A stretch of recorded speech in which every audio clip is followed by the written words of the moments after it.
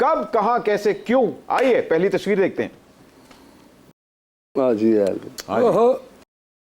सारे वेखो टब्बर सारे विच आजम आया जाए कोल बह गल ताया इन्हें कुश्ती भुलाई जाना सारे लदी मेरी कुश्ती का मैं अगे सुट लिया ये लो फड़ो ये ज़्यादा थले आ गया उन्होंने देख लो मेरी धौन तो बह गया लम्मा कर लिया। ठीक है जी, वाह वाह।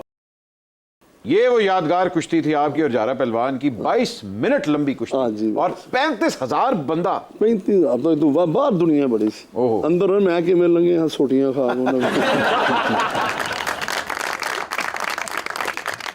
जी अगली तस्वीर की तरफ बढ़ते हैं। मलका तरन्नुम नूर जहान कैफी और आप एक ही तस्वीर में, ये कब की तस्वीर है? ये दोस्ती मेरा कोई फिल्मां आउंदे नाल ही बनाना तो उन्हें जरूर होना तो चलना उत्थे इफ्तिताह करना ते बंदियां को फिर उत्थे जाना पैंदा है दोस्ताना कदी ना कदी दा लग जांदा है छुट्टी। मैं क्या अपना अहमद बट मेरा ख्याल है इस मौके ते मैडम होना आख्या सी कि अज गोगे भलवान आना ते खड़ाक करांगी। इंडिया ने पिछले सालों में 2 पहलवानों पे फिल्में बनाई, एक का नाम दंगल और दूसरे का नाम सुल्तान। एक के अंदर तो उसकी बेटे नहीं थे तो बेटियों ने आके रेसलिंग की। तो मुझे बताएं कि हमारे पाकिस्तान में पहलवानों के ऊपर फिल्में क्यों नहीं बनती? ऐ भी दसो कि साढ़े पहलवान छोटे ने कि हमारे फिल्म मेकर छोटे ने? ਹੁਣ ਸਾਡੇ ਭਲਵਾਨ ਛੋਟੇ ਹੋ ਗਏ ਨੇ ਕੋਈ 15-20 ਸਾਲ ਤੋਂ ਪਹਿਲੋਂ ਬਹੁਤ ਤਗੜੇ ਸਾਡੇ ਪਾਕਿਸਤਾਨ ਦੇ ਭਲਵਾਨ ਉਹਨਾਂ ਨਾਲ ਇੰਡੀਆ ਵਾਲਿਆਂ ਕੋਲ ਉਹਨੇ ਬਹੁਤ ਤਰੱਕੀ ਕਰ ਲਈ ਹੈ। ਉਹਨੇ ਬਿਲਕੁਲ ਸਾਰੀ ਕਾਪੀ ਮੇਰੀ ਫਿਲਮ ਦੀ ਕੀਤੀ ਹੈ। ਮੈਂ ਸਨ 68 ਦੇ ਵਿੱਚ ਇੱਕ ਸਕੂਟਰ ਲਿਆ ਸੀ ਜਿਹਨੂੰ ਵੈਸਪਾਨ ਦੇ ਨੇ ਜਿਵੇਂ ਇਟਲੀ ਦਾ, ਮੈਂ ਉੱਤੇ ਹੀ ਜਾਣਾ ਅਖਾੜੇ ਤੇ ਉੱਤੇ ਹੀ ਆਉਣਾ ਹਾਂ। ਉਹਨੇ ਸਾਰੀ ਮੇਰੀ ਨਕਲ ਲਾਈ ਹੈ। ਉਹ ਦੁਬਈ ਜਾਈਦਾ ਸੀ ਨਾ ਦੋਸਤਾਂ ਨਾਲ ਕੁਸ਼ਤੀ ਵੇਖੇ ਗੱਲ ਤੇ ਉੱਥੇ ਇੱਕ ਦੋ ਨਾਲ ਕਰਤਾਰ ਸਿੰਘ ਨਾਲ ਮੇਰੀ ਗੱਲ ਹੋਈ ਤੇ ਉਹਨੇ ਭਲਵਾਨ ਜੀ ਸਕੂਟਰ ਵੇਚਣਾ ਨਹੀਂ ਜੇ ਮੈਂ ਨਹੀਂ, ਮੈਂ ਯਾਰ ਮੈਂ ਜਾਣੂ ਉਂਝ ਖਲਾਰਸ਼ਾ ਨਾ ਸਾਹਮਣੇ ਮੇਰੀ ਫੈਕਟਰੀ ਹੈ। ਮੈਂ ਬੜੇ ਗੌਰ ਨਾਲ ਮੈਂ ਫਿਲਮ ਐਡੀ ਨਹੀਂ ਕੋਈ ਗੌਰ ਨਹੀਂ ਵੇਖਦਾ ਹਾਂ ਨਾ ਜਾਂਦਾ, ਲੇਕਿਨ ਮੈਂ ਉਹਦੀ ਫਿਲਮ ਵੇਖ ਕੇ ਮੇਰੀ ਅਕਲ ਦੰਗ ਹੋ ਜਾਂਦੀ ਸੀ ਕਿ ਉਸ ਬੰਦੇ ਨੇ ਕਿਵੇਂ ਕੀਤਾ ਦੰਗਲ ਦਾ। ਫਿਰ ਦੂਜੀ ਦਾ ਸੁਲਤਾਨ ਦਾ ਨਹੀਂ, ਮੈਂ ਉਹ ਠੀਕ ਸੀ ਜੋ ਵੀ ਹੈ ਸੀ, ਲੇਕਿन उस आमिर खान ने कमाल की थी। अगली तस्वीर की तरफ। हाँ भट्ट साहेब, आप अपने उस्ताद पहलवान नवाज शरीफ के साथ बैठे हुए हैं, कहाँ, कब, कैसे? ये इसी साल मार्च की तस्वीर है।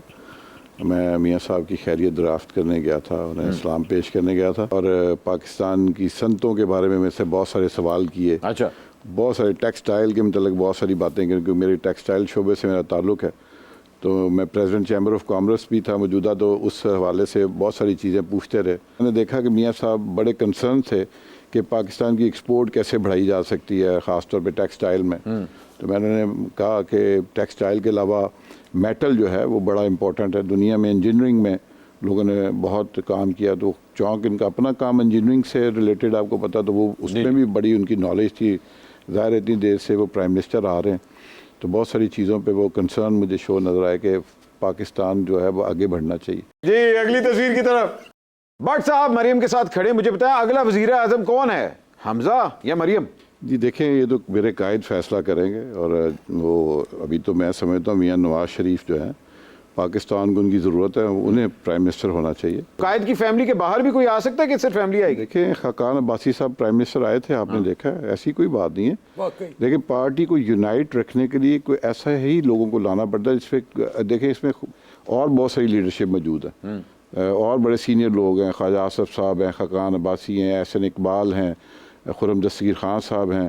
तो आप अगर सेकंड जो हमारी लीडरशिप है वहाँ से लेके आएंगे तो किसको इग्नोर करेंगे? तो इसलिए प्रायोरिटीज़ में होती हैं चीज़ें जिस पे सब मुतफिक हो जाए। अहमद भट्ट नून लीग ते बड़ा दौड़ दौड़ के कॉमेंट करना तू है कि उन्होंने फैमिली तो लावा को वज़ीर आज़म बने, तो मैनू तरीका इंसाफ का दस हाँ कतपान तो लावा को बंदा तेन दूर दूर तक नज़र आता जो वज़ीर आज़म बने। एक शाह महमूद कुरैशी है बेचारा अपने लो 6-7 शेरवानियां बनवा के बैठा है।